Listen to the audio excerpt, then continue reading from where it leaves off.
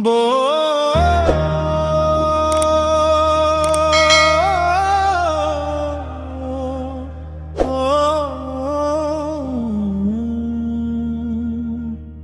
جهان پمخ بنوی هسی تاغم دی دلبره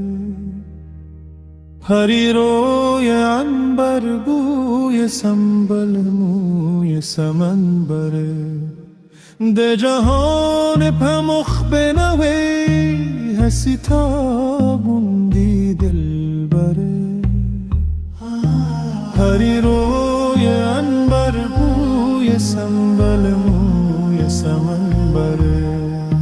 گل زار زلفی ماره شهسوار خوش رفتاره باده نوشه می فروشه قصه پوش محکمره پری روی عنبر بوی سنبل موی سمن بره ده جهان پمخ بنوی هسی تاغم دی دلبره پری روی عنبر بوی سنبل موی سمن بره در و ناز سر فراز عشق سازه لربت بازه خود پسند سر بلند شکر خنده لب شکره پری روی عنبر بوی سنبل موی سمن بره به جهان پمخ بنوی هسی تاغم دی دلبره پری روی عنبر بوی سنبل موی سمن بره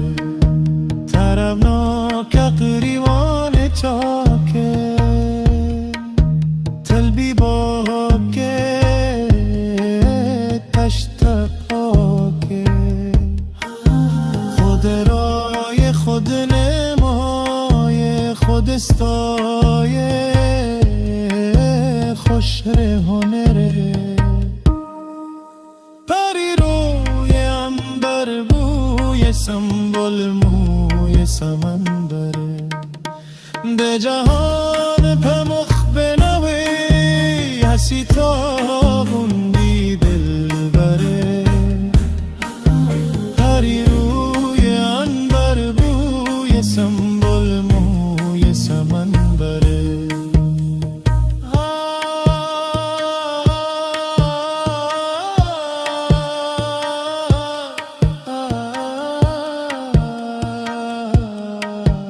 غزل خانه خوش لحانه در دندانه لب خندن عنبر خاله پر خیاله تل خوشاله دو زیر غوره پری روی عنبر بوی سنبل موی سمن بره دو جهان